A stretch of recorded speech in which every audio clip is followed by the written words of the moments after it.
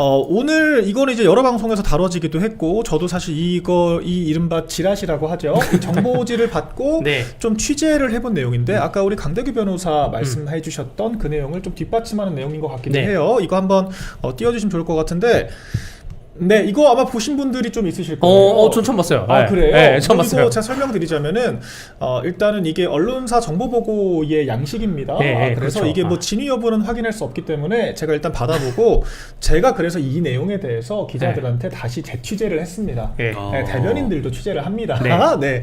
그래서 일단 내용을 좀 요약을 해드리자면, 대안과 미래라고 하는 조직, 아까 네. 설명을 해주셨죠? 네. 대안과 미래 같은 거 왜 들어갔냐? 네, 그런 맞아요. 얘기를 들어가면서 한동훈 베이비시팅을 했는데, 네. 그 뭐 당대표 면담까지 해가면서 뭐 제명만은 안 된다, 네. 뭐 징계를 하더라도 수위가 너무 세다, 그렇게 해가지고 장동혁 대표가 통 크게 네. 그래 재심기해 주겠다 했잖아요. 근데 거기에 대해서 한동훈 쪽에서 고마워하는 것이 아니라 야 잘렸어야 되는데 네. 이제 와서 자르지 말라며 아. 아니 징계하지 말라며. 그래 징계하지 말라더니 제명됐어야 되는데 그게 왜 서사다? 나가서 이거 괜히 주도권만 뺏기고 장동혁 대표가 지금 주도권 가져간 거 아니야? 이렇게 지금 네. 성토를 하고 있다는 거예요. 네. 그래서 이 대안과 미래 쪽 의원도 이제 보고 짜증이 난 거죠. 아. 아니 우리가 이렇게까지 해줬는데 막말로 우리가 한동훈 개파도 아니고 네. 네가 나 공천 줬냐? 이제 이런 분위기. 그래서 나도 이제 한동훈한테 이제 아는 척 안 하겠다. 네. 이제 뭐 이런 분위기가 있다라고 하는 거예요. 정보지가 돌아서 제가 알아보니까 일단 지금 한동훈 쪽이 굉장히 말려서 제대로 된 지금 액션을 취하지 못하고 있는 것은 네. 팩트입니다. 그러니까 지금 제가 오늘 페북 올린 것도 일부러 한번 상기를 시킨 거예요. 대응 못합니다. 지금 어떻게 정리가 되고 있냐면 측근들이 가처분도 하면 안 된다. 재심도 하면 위험하다. 그렇다고 메시지를 지금 내는 것도 위험하다. 아무것도 못해요. 진퇴양난 완전 외통수입니다. 왜냐? 가처분 전문가시니까 또 한번 여쭤볼게요. 가처분 이거 될 일도 없겠지만 가처분을 하는데 지금 한동훈이 핵심적으로 지금 시비를 거는 게 내용이 틀렸다는 거잖아요. 조작을 했다는 거잖아요. 그럼 당연히 가처분이 어떤 결정을 하는 과정에서 이 진실 여부를 확인하기 위한 대조 과정이 있겠죠. 네. 가장 일단은 제 변호사로서 저기 그 지금 텔레그램 방에 한동훈 피해자 서사를 깔끔하게 만들 수 있는 오타가 있네요. 피해자가 아니라 피의자입니다. 한동훈 제명되면 피의자 서사죠. 여러분들 지금 대한민국 정치권에서 김병기, 강선우, 한동훈 이 사람들이 세 명의 공통점이 뭐냐면 각 당의 윤리위원회 넘어갔다는 게 아니라 윤리를 넘어선 행위를 한 사람들이에요. 그렇죠. 여러분들 윤리위원회는 말실수가 윤리위원회 가는 겁니다. 품위유지 위반, 품위유지 위반, 성실의무 위반, 복종의무 위반. 아침에 출근 안 했어? 9시까지 출근하는데 왜 출근 안 해? 이게 윤리위고. 그렇죠. 지금 강선우, 김병기, 그 한동훈은 형법적인 문제예요. 그럼요. 형법, 정보통신망법, 범죄 혐의이기 때문에 피해자 서사가 아니라 피의자 서사가 깔끔하다 말씀을 드리고요. 가처분 사건을 일단은 결론적으로 말씀드리면 제가 정말로 자유한국당 시절부터 많이 해보셨어요. 법률자문위원 오면서 전문가. 당을 상대로 공천 효력정지 가처분, 당 홈페이지에 누가 올렸다가 그 게시물 무슨 뭐 삭제하는 가처분 여러 가지 다 해봤거든요. 다 해봤는데 당이 다 이깁니다. 그렇죠. 당이 다 이겨요. 최종적으로 당이 다 이기고 당이 좀 안 이길 것 같다? 그러면 당원 단계로 바꿔요. 바꿔가지고 또 하면 또 이깁니다. 그렇죠. 그런 식으로 했기 때문에 법원에서는 당의 독립성과 그러한 당의 절차적 하자가 굉장히 어렵지 않는 이상은 당을 인정해 주는데 한동훈은 절차적 하자가 없어요. 왜냐하면 윤리위 규정에 보면 윤리위원들의 과반의 결의로 인해서 소명기회조차 안 줄 수 있다 되어 있어요. 여러분들 이해훈은 제명되는데 5시간이 안 걸렸어요. 그렇죠. 근데 지금은 이제 이해훈이 여러 가지 불법사항이 밝혀지긴 했지만 이해훈 제명할 때만 하더라도 이해훈이 우리 당 당협위원장인데 그 이재명 정부의 장관직을 수락했다 그래서 그게 불법입니까? 불법 아니거든요. 맞아요. 윤리적인 문제죠. 윤리적인 문제예요. 근데 제명까지 소명기회 단 하나도 안 주고 5시간이 안 걸렸어요. 한동훈 그동안 얼마나 많은 기회를 줬습니까? 그렇죠. 지금 뭐 1년 끌어오고 지금 재심의 청구까지 하는데 이것저것 해도 안 된다고 보여지고요. 한동훈이 근데 그냥 법적으로 하겠다 가장 빠른 길이 있어요. 그 68년생 한동훈을 찾아서 그 사람 고발해. 그 사람 고발하고 그리고 지금 뭐 조작을 했다? 조작한 사람들 다 고소 고발하면 돼요. 그럼요. 근데 지금 그러한 행위는 하나도 안 하고 있거든요. 68년생 한동훈을 고발할 때는 한 가지 혐의를 더 고발을 해야 됩니다. 그러니까 한동훈 본인의 자택에 그 68년생 한동훈이 갑자기 몰래 들어와서 매일매일 게시물을 작성하고 도망가요. 그렇죠. 아 주거 침입까지. 그렇죠. 매일매일 주거 침입을 완전 종합 범죄자예요. 그래서 동일 IP이기 때문에. 아니 사실 저 같으면 너무 소름이 끼쳐서 네. 당장 수사 의뢰할 것 같아요. 왜냐면은 네. 나랑 이름도 똑같고 네. 나랑 나이는 좀 다르지만 네. 뒷번호가 똑같고 나랑 같은 그 지역구에 또 거주를 하고 나랑 같은 IP를 쓰는 그렇죠. 나와 같은 어떤 네. 뭐 거의 도플갱어 같은 네. 그런 사람이 내 이름을 가지고 막 대통령 부부를 음해를 하는 글을 썼다. 네. 막 김건희 개목줄 그런 글을 썼다. 네. 저는 깜짝 놀라가지고 바로 수사 의뢰하고 고소할 것 같거든요. 그렇죠. 네. 안 해요. 그게 가장 빠른 길입니다. 네, 한동훈 안 해요. 아니 본인이 법률적인 그 전문가니까 이런 길을 다 알고 있을 거예요. 내가 가장 빨리 혐의를 벗기 위해서 그 사람을 찾아야 된다. 근데 아무것도 안 하는 게 질문만 하면 뭐 무슨 민주주의 하겠다 그러고 즉 저 민주주의 하겠다는 말 있잖아요. 저거 누구한테 제일 많이 들었냐면 민노총한테 제일 많이 들은 말이에요. 네. 민노총이 각종 불법을 저지릅니다. 민노총이 어디 뭐 시위하면서 다 때려 부셔요. 잡아오잖아요. 네. 민주주의를 지키겠습니다. 이거 얘기하는 거예요. 그러니까요. 그런 식의 방식을 지금 한동훈이 하고 있다는 말씀을 드립니다. 아무것도 못할 거라 저는 보여집니다. 그렇죠. 그래서 네. 가처분을 해봤자 어차피 내용에 대해서 대조를 해보면 본인이 자충수에 빠지기 때문에 네. 내용에 대한 트집을 잡을 수가 없고 없어요. 그렇죠. 근데 절차만 가지고 절차에 대한 가처분만 건다 또 이 얘기를 하더라고요. 아 절차적 하자는 없습니다. 너무 네. 짜쳐요. 그렇죠. 네. 절차적 하자가 뭐 이제 그쪽에 지적을 했던 것이 뭐 그거잖아요. 야, 재심 기회 줘야 되는 거 아니야라고 이제 물론 가당치가 않다고 우리 변호사님은 설명을 해주셨지만 정말 0.00001%의 가능성이라도 차단하고자 지금 재심 기회까지 부여를 했기 때문에 전혀 트집을 잡을 방도가 없다. 이제 그러면 법적으로 가처분을 걸 수가 없다. 그럼 할 수 있는 게 뭐 있습니까? 사과, 소명 이건데 무릎 꿇고 지금 윤리위에 출석할 가능성도 없어 보여요. 재심 신청 안 할 것 같습니다. 며칠 전에 장동혁 대표가 재심할 기회를 이제 보장을 해주면서 당 대표의 권한으로 상당한 비판을 또 많이 들으셨어요. 그렇죠. 하여금. 근데 결국에 이 재심 신청 기간을 보장하면서 한동훈 전 대표가 이제 탄압받는 피해자에서 이제는 소명을 해야 되는 윤리위의 공정한 판단을 받을 수 있는 이제 피의자가 된 상황이 됐다라는 거를 제가 좀 짚어드리고 싶고, 소명을 한다 이런 말씀하셨는데, 그러면 그동안 뭐 나는 뭐 민주주의를 지키고 싶다 이런 얘기하고 조작이다 이런 식으로 얘기를 하다가 이제는 그럼 이렇게 되는 거죠. 1400개 글 중에 어떤 글을 우리가 쓴 거고 어떤 글을 조작이고 어떤 글이 칼럼이고를 이제 짚어내는 게 소명이잖아요. 그렇죠. 그럼 제가 일부러 이걸 좀 읽어드리려고 여사 개목줄을 채워서 끌고 다녀야 된다. 황우여 개땡땡. 나경원 정치생명 끊어야 된다. 원희룡과 관련 있는 사람들을 살인하겠다. 안철수 지지하면 빨갱이다. 이준석 룸빵. 김근식 뭐 이런 분들 디스한 거, 유승민 이런 분들 디스한 것까지 싹 다 긁어서 어떤 게 그럼 조작이고 어떤 게 당신들이 쓴 거냐. 거기에 진짜 또 희한한 글은 황우여 말씀하셨잖아요. 이런 글이 있어요. 황우여는 비례대표 신청했던데? 라고 물음표하는 그 글도 있어요. 이거는 그래서 비례대표 신청했는지 안 했는지 어떻게 알아 본인이. 비공개 비례대표 신청했다 되어 있는데 또 희한한 글이 많습니다. 맞습니다. 그래서 뭐 1000개는 자기들이 쓴 것 같고 600개는 아니다. 뭐 지금 그러고 있어요. 칼럼으로 치부했던 글들 그 글들 짚어달라. 그럼 우리가 어떤 거를 칼럼으로 그냥 취급해주겠다. 그럼 욕설로 치부되는 글들도 어쨌든 짚어내야 될 거 아니에요. 뭘 본인들이 썼는지. 자, 이제 그 변호사로서 또 조언을 드리자면 아까 드린 조언도 있고 또 그의 색깔과 결을 달리하는 조언은 이제 시간이 한 10일 정도 있으니까 한 8일 정도 남았죠. 인정하고 반성하고 사과하고 유감으로는 안 됩니다. 사과를 하고 본인이 두 가지 방법이 있어요. 첫 번째, 유학을 가겠다. 대한민국을 떠나겠다. 한 3년 정도 나가 있다 오겠다 하시던가. 자, 두 번째는 그 국민의힘의 허락하에, 당 지도부와 당원들의 허락하에 굉장한 험지에 출마를 하겠다. 그렇죠. 하다못해 뭐 광주에 출마를 하던가, 뭐 개항을 나가든가, 혹은 아니면 총선 보궐선거로 개항을 나가던가, 뭐 이런 식으로 험지를 출마해서, 혹은 아니면 내가 호남에 내려가서 한 5년 정도 있다 오겠다. 뭐 하던가, 이런 정도의 그 결기가 있지 않는 이상은 이거는 이 내용상 우리 이재능 대변인님 말씀하신 것처럼 그 내용을 읽어보면 치를 떨. 그 당대에 있는 우리나라 정정식부터 시작해서 모든 정치인들 다 욕했어요. 정말 치를 떠는 일이기 때문에. 그렇기 때문에 제명이 맞습니다. 제명이 맞아요. 그게 소명이고 사과를 하려면 어쨌든 소명이 무조건 들어가야 되는 건데 소명할 게 하나가 더 있잖아요. 그 당원들이 문제를 제기하니까 그날 새벽에 600개인가요? 글이 삭제가 됐잖아요. 네. 그에 대해서도 그렇죠. 650개 중에 646개. 그리고 그쵸. 지능 정글은 150개가 전부 삭제됐습니다. 그러니까 그거를 그 당시 당 대표로서 그것에 대한 진상 규명도 명명백백하게 소명을 해야 될 그런 의무가 있는 거예요. 그게 병행이 되면서 사과를 해야 되고 사과를 했을 때 당원들의 어떤 상처가 보듬어질지는 또 그때 가서 판단 받아야 되는 것이고 그러면서 결국 용서까지 가는 건데 그게 과연 다 될지 의문입니다. 이게 제 주변에도 제명 딱 나오니까 기자분들도 그렇고 혹은 몇 명 제 주변에도 국민의힘 함께 온 사람들이 제명은 너무한 거 아니야? 카톡을 몇 개 받았어요. 저는 아무 말도 안 하고 이렇게 말 길게 안 합니다. 그 우리가 본 그 글 있잖아요. 그 글 원본을 다 보냈어요. 그냥 이 글이야. 어떻게 생각해? 그러니까 죽여야겠네. 이런 답장이 그렇게 와요. 이거 너무 심하다. 그렇죠. 제명이 맞습니다. 네. 아까 우리 변호사님은 피의자 서사라고 또 피의자 서사입니다. 네. 피해자 서사라고 하는 말도 사실 뭐 일부는 그럴 수 있습니다. 그냥 제명은 과하다 할 수 있는데 한동훈은 피해자도 아니었어요.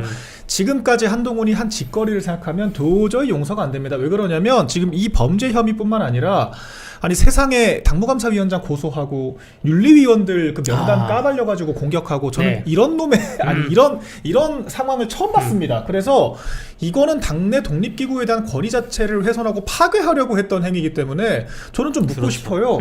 이런 게 제명 사유가 아니면 대체 뭘로 제명을 해야 됩니까? 이재명이 사법부에 했던 행태랑 똑같잖아요. 제명 따라하다 제명됐다 이렇게 표현하면 좋을 것 같습니다. 자, 그리고 제가 하나 확실하게 말씀드릴 것이 68년생 한동훈이라고 당당하게 말한 친 한동훈계들 지금 그 말에 책임을 져야 됩니다. 어떻게 하셨습니까? 그런 내용을 누가 알려줬죠? 저희가 전수조사를 한 적이 없습니다. 이호선 당무감사위원장이 분명히 얘기를 했어요. 우리 당에서 과거에 당원 게시판 사태 관련해서 전수조사를 한 적이 없다. 그렇죠. 조사를 하려고 하니까 한동훈이 조사하지 말라고 중단을 지시했다. 이거는 제가 또 사무처에 취재를 했던 내용인데 그 조사 중단을 지시를 받았다라고 하는 사무처 직원들이 증언할 준비가 되어 있습니다. 실제로 그래요? 있습니다. 조사 중단을 시켰다고? 증언할 수 있는 사무처 직원들이 있습니다. 그래서 이거 가처분 법무방해. 사건으로 가잖아요. 그럼 이 내용에 대해서 한동훈이 반박을 할 수 없습니다. 그리고 당원 게시판 그 글 다 지웠던 것들 다 증거인멸 은닉으로 들어가기 때문에 이것도 다 대조하고 사실관계 확인해야 돼요. 아무튼 결론은 아니 우리가 직접적으로 직권 조사를 해가지고 종합 결과를 발표를 한 내용들은 생트집을 잡는데 우린 사실에 근거에 얘기를 한 거예요. 그런데 68년생 한동훈 어디서 알았습니까? 개인정보보호법 위반이라면서요. 누가 알려줬죠? 그렇게 거짓말하고 다니면 안 됩니다. 당의 사무에 대해서 정말 잘못된 지금 이야기를 하고 있는 거고 당의 공식 자료는 생트집을 잡고 아무런 근거 없는 자기들만의 그런 상상의 나래에 대해서는 확신을 가지고 얘기를 하고 아니 또 너무 뻔뻔하게 거짓말을 치니까 속는 분들이 또 계세요. 그러니까 우리 쪽 패널 분들도 아니 자꾸 한동훈 내가 68년생 한동훈 얘기하고 뭐 30대 무슨 진영구 얘기하는데 이거 쟤네 말이 맞는 거냐라고 저한테 물어보세요. 맞겠습니까? 맞겠어요? 저는 만약에 73년생 강대규가 저 때문에 오해받고 있다? 전 나옵니다. 그럼요. 제가 언론에 제보해가지고 아이고 전데요? 그거 85년생 강대규인데 왜 73년생 한동훈을 괴롭히고 있어요? 제가 나갑니다. 심지어 그 한동훈은 한동훈을 또 엄청 좋아하는 한동훈이에요. 맞아요. 한동훈 찬양을 엄청 했습니다. 뭐 한동훈만한 리더가 없다. 뭐 한동훈이 대통령이어야 된다. 그런 얘기 하던 한동훈이에요. 근데 이게 방식이 보면 전당대회나 대선 경선, 전당대회 경선에서 여러 가지 조직을 꾸리면서 조직에서 온라인 팀을 담당을 해가지고 거기에 뭐 김경수는 드루킹 프로그램을 돌렸지만 아이디 받아가지고 막 댓글 작업하는 거 있잖아요. 이거 벌써 한 7, 8년 전에 없어진 얘기거든요. 근데 이거를 지금에서 하다가 적발된 게 아닌가 좀 생각이 들고 이게 수사가 들어가면 결국 뭔가 쓴 사람이 있을 거 아니에요. 뭐 한동훈 본인이 안 쓰다고 하면 주변에 누가 쓰던 뭐 쓴 사람이 있을 거 아니에요. 그 사람 잡으면 당원 게시판만 쓰진 않았을 거라 저는 봅니다. 저도요. 지금 국내에 있는 16개의 커뮤니티 중에 뭔가 뭐 젊은이들이 있는 커뮤니티가 아니라 뭔가 그 보수 정치인들 어르신들이 있는 커뮤니티에서 계속 비슷한 글을 계속 올리는 작업을 했지 않았을까 생각이 듭니다. 그래서 아마 머리 쥐어뜯고 있을 겁니다. 지금 답이 없습니다. 완전 외통수예요. 그래서 사실 이호선 당무감사위원장 고소를 한 것도 빨리 취하해야 돼요. 왜냐하면 이거 수사 들어가면요. 마찬가지로 또 진실 규명을 해야 되지 않습니까? 대조를 해봐야 돼요. 뭐가 진실이고 거짓인지. 과연 그것을 직면할 용기가 한동훈에게 있을까요? 그래서 고소도 취하를 해야 되고요. 당무감사위 윤리위원회 출석을 해서 재심 받으시고요. 가처분 다 하세요. 다 하시면 됩니다. 저희가 기회를 드렸습니다. 그 가처분 담당하는 변호사가 제가 많이 했다고 말씀드렸는데 저한테 연락을 주시면 전제 조건이 있습니다.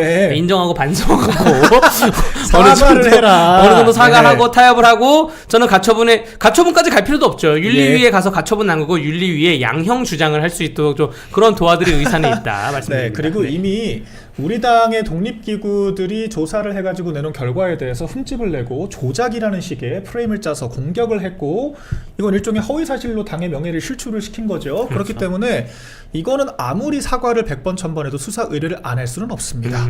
그러니까 한동훈이 만약 사과를 사과를 해요. 사과를 하고 좀 깎아줘 라고 이제 막 중진들이 막 그렇게 얘기를 한다고 쳐보세요. 그러면 제가 봤을 때 이렇게는 될 것 같아요. 이를테면 사과를 일단 했고 근데 네가 하도 거짓말이라고 하니까 조작이라고 하니까 그래 그러면 일단 당원권 정지 3년만 할게. 네. 수사 받아보자. 근데 너 수사에서 뭐 나오고 기소되잖아? 너 그럼 제명이야. 그렇죠. 추가 징계야. 조건부. 이거 당원 당규상 가능하거든요. 네. 그렇기 때문에 어차피 이 저희 지도부나 어떤 이 당무감사위 윤리위원회 측에서는 수단이 굉장히 많습니다. 그래서 한동훈이 주말 동안 머리가 있다면 머리 싸매고 네, 어떤 고민들을 할지 또 지켜보시고요. 한동훈 팬클럽들이 좀 이제 설친다 싶으면요. 항상 얘기를 좀 해주시면 좋겠어요. 빨리 나와서 재심 받으시라. 네, 조작이라면서요. 재심 받으시면 됩니다. 네. 이 얘기 이쯤 하고 저희가 한번 또 채팅 읽어보면서 하나 더 해야 돼요. 이정주 또 CBS 기자 이 얘기 하나 잠깐만 할게요. 네.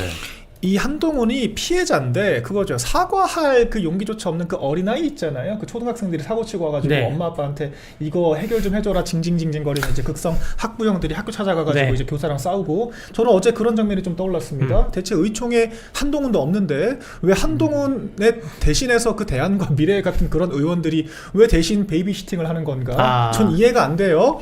50대 성인이 사과할 용기조차 없어가지고 의원총회에서 전혀 상관도 없는 의원들끼리 나와가지고 봐주라 마라 얘기하는 게 참 얼마나 볼썽사납습니까? 제가 봤을 때 그런 장면인데 그 대안과 미래에 계신 분들한테 이정주 기자가 단계 이슈를 엄청 오래 취재를 했거든요.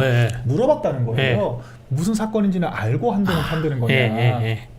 놀랍게도 잘 모른답니다. 내용을 몰라요. 내용을 모르는데 일단 봐달라고 하는 거예요. 이거는 저도 고문님들과 통화를 좀 했잖아요. 모릅니다. 당원 게시판 사태가 뭔지를 모르세요. 그런데 그냥 한동훈이 야 익명 게시판에 글 몇 개 쓴 거 가지고 나를 탄압을 한다 이렇게 떠들고 다니는 거 있잖아요. 그냥 그거를 액면 그대로 받아들여서 한동훈이 무슨 정적 제거의 피해자인 것처럼 생각을 하더라고요. 제발 좀 당의 이슈에 대해서 코멘트를 하려면 최소 스터디는 해야 되잖아요. 저런 식으로 따지면 장경태 성추행도 아무 문제 아니고요. 그렇죠. 강선우 1억 받은 것도 아무 문제 아니고 김병기가 뭐 1000만 원 3000만 원 얻은 거 그 사람들 다 지금 할 핑계가 있어요. 내가 안 받고 나 돈 두고 갔는데 몰랐다. 나는 만지려고 그런 게 아닌데 만진지 안 만진지 기억도 안 난다. 다 자기 주장이 있어요. 다 주장이 있어요. 그걸 다 들으면 대한민국에 처벌받을 피고인이 누가 있겠습니까? 정청래가 나를 탄압한다. 민주주의를 지키겠다. 그렇죠. 정청래가 나를 탄압한다. 이런 거 아닙니까? 지금 다 똑같습니다. 정말 기괴한 상황이고요. 그래서 이정주 기자가 그래서 대안과 미래 의원 누구라고는 얘기를 안 했는데 다 이렇게 말아가지고 알려줬대요. 관계가 이런 사건이고 이런 일들이 있었다. 이게 자초지종을 막 설명을 해서 소화를 시켜주니까 이게 그런 사건이었냐 깜짝 놀라면서 나도 앞으로는 목소리를 좀 내기가 어렵겠다라고까지 얘기를 했다고 합니다. 저희가 진실을 많이 알려드려야 됩니다. 잘 모르십니다. 그래서 이런 사건들에 대해서 진실을 알고도 한동훈을 두둔한다면 저는 그건 정말 이 우리 법치나 이런 어떤 이 정당 사무나 이 정당의 목적에 대해서 공감을 못 하시고 당의 지도부의 존재 이유와 당원 당규의 존재 이유, 당의 독립기구들에 대한 존중이 전혀 없는 저는 그런 사람들이라고밖에 이해를 할 수가 없어요. 이거는 이해를 하시고 좀 이야기를 해야 된다. 네, 그 얘기를 또 해봤습니다. 네, 그 뒤에는 저희가 우리 당 얘기 중에 좀 다른 부분으로 넘어가 볼까요? 우리 MBC, JTBC가 또 우리 당의 뭐 극우 유튜버들과 또 연대를 한다, 뭘 한다, 뭐 이제 그런 식의 또 프레임 씌우기를 열심히 하고 있더라고요. 그러니까 뭐 발단은 그거였습니다. 고성국 박사가 또 유튜브 진행을 하시잖아요.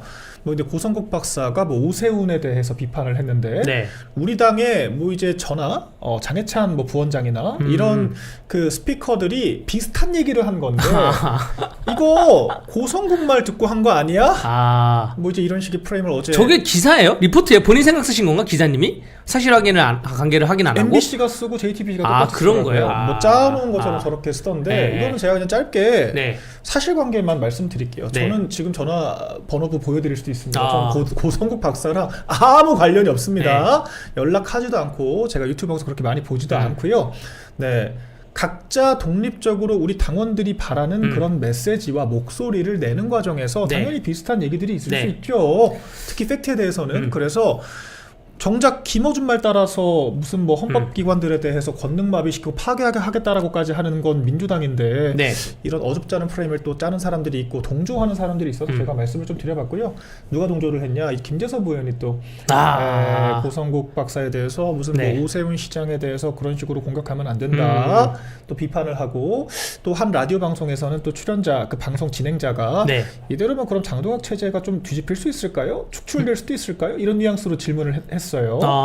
그럴 수도 있겠다라고 또 공감을 하는 김재섭 의원이 그런 질문을 받고 그런 모습들이 조금 있었습니다. 그래서 참 지금 장동혁 대표 체제가 좀 여기저기 말 같지도 않은 지금 이야기를 가지고 우매하는 사람들이 너무 많아요. 어제 조선일보 기사에서는 무슨 그 윤석열 정부 출신의 어떤 행정관들을 이제 뭐 많이 기용을 했다. 이제 이런 거 가지고 와가지고 윤호개인 정당이다.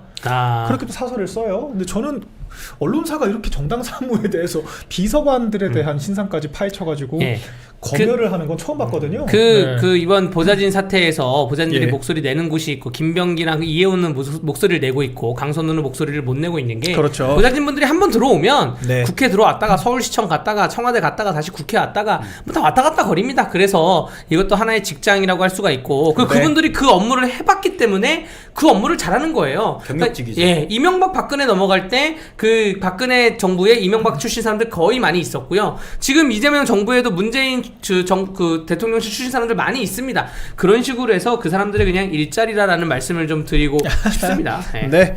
그래서 지금 당을 정말 사방에서 지금 장동혁 대표를 향해서 보수 언론, 뭐 좌파 언론 할 것 없이 이렇게 공격을 또 하고 있는 상황인데요. 정말 그 정도로 이 뭔가 전 이번에 한동훈 사태를 겪으면서 진짜 뭘 느꼈냐면 이 대한민국에 이렇게까지 강력하게 작동하는 알력이 있구나. 그러니까 뭔가 진실을 추구하는 것이 아니라 자신들이 원하는 것을 관철시키기 위해서 이렇게까지 룰을 깨고 자기들 마음대로 떠드는 사람들이 이렇게 많구나. 라는 거를 사실 저만 뭐 느낀 것이 아니라 여기 계신 분들이나 시청자분들도 다 느끼셨을 것 같아요. 근데 약간 너무 놀랍습니다. 여기서 약간 좀 그래도 우리가 국민의힘을 생각하는 사람으로서 냉정하게 하나 바라볼 거는 지지율이 너무 안 오르고 있어요. 오늘 조사한 것도 지지율이 제가 보기에 국민의힘 지지율이 더불어민주당 41%고 국민의힘이 24%가 나왔거든요. 사실 이 정도로 낮지는 않는데 체감상은 이렇지는 않는데 어떠한 연유에선지 지지율이 좀 높게 터치를 못하고 있다. 그러면 결국 나중에 지방선거 후보자들이 동료할 수 있기 때문에 당 지도부가 혹은 당의 집행부들이 장동혁 대표와 물어뜯을 생각을 하지 말고 지지율을 올릴 그러한 지금 기사 나오네요. 지지율을 올릴 방법에 대해서 고안을 하고 좀 프레시하게 정책 개발을 하든 혹은 아니면 선거 아이디어를 개발을 해야지 물어뜯어서는 안 되는 말씀을 드리고요. 저도 고성국 그 진행자님 번호도 없고 만나본 적도 없고 아무것도 없습니다. 그리고 여러분들 지금 MBC랑 그 JTBC가 저 기사가 나갔다면 저 기사에 대한 그 맥을 잘못 짚은 게 여러분들 오히려 유튜브 세계에서는 다 적이에요. 그렇죠. 이게 한정된 슈퍼챗을 가지고 한정된 조회수를 제가 너무 노골적으로 했네요. 한정된 조회수를 가지고 고성국 박사님의 말한 그 의견을 우리가 그대로 얘기하잖아요. 그럼 우리 방송 누가 보겠어? 그럼요. 그냥 고성국 박사님 방송 보지. 그러니까 우리도 우리 나름대로의 흘러가는 상황에 따라서 얘기를 한 거고 고성국 박사님도 그런 얘기를 한 건데 이게 그냥 알고 보니까 같은 얘기였던 거야. 그냥 그런 거지. 우리가 그 얘기를 들어서 하면 그러면 우리가 조회수가 나오겠습니까? 이거는 정말 MBC, JTBC 그 기자분들이 뭐 저기 기사라는 거는 사실관계를 가지고 써야 되잖아요. 아니면 안 돼요. 우리한테 물어보고 하던가. 이거 그 얘기 듣고 같습니다. 그런 하던가. 좀 황당한 얘기를 말씀드립니다. 그러니까 저도 제 이름을 박아놨는데 저한테 어디서 보고 쓰신 거예요? 뭐 물어본 것도 아니에요. 그러니까 그냥 자기들끼리 이것저것 짜맞춰가지고 그냥 시나리오를 쓰는 겁니다. 그런데 저는 뭐 좌파 언론들이 원래 그러니까 사실 그런갑다 하는데 조선일보도 그런 걸 좀 보면서 심지어 제가 윤석열 대통령의 행정관 출신이기 때문에 다 윤호개인이다. 이렇게 그냥 글을 단정해서 썼더라고요. 정당되고 있다. 그래서 참 이 놀라운 광경을 저희가 보고 있고요. 이렇게 조금 외부에서 회방을 놓는 알력에 절대 좀 물러선 안 되겠다라고 하는 생각을 많이 하는 하루입니다. 그래서 이번에 단식 투쟁을 위시해서 다음 주까지 국민들 잘 지켜보시면 좋겠다 말씀드리고 갤럽 하나만 코멘트를 할게요. 지금 갤럽 조사를 보시면 되게 이상한 게 있습니다. 그렇다면서요. 20, 30대는 우리가 이겨요. 이게 지금 20, 30대가 우리가 이기면 지지율이 밀리는 게 말이 안 돼요. 왜 밀리냐? 6070 세대가 우리가 민주당보다 지지율이 낮습니다. 네. 아, 말이 안 되는. 갤럽에서요? 갤럽 조사에서? 우리가 70대도 밀려요. 근데 이게 산업화 세대가 민주당을 더 지지한다? 근데 그 중에 이제 무당층이 한 30-40%가 잡혀요. 그러면 이거는 합리적인 추론은 아직 지금 우리 당을 전통적으로 지지해 주시는 분들이 야당 되고 정치에 환멸이 나서 관심을 끄고 응답을 안 하고 있다. 이렇게 보는 게 사실 맞아요. 아니면 이거죠. 그 20, 30대나 혹은 3040, 4050의 민주당을 지지하는 사람들이 전화 받고 귀하는 몇 살이십니까? 난 70대.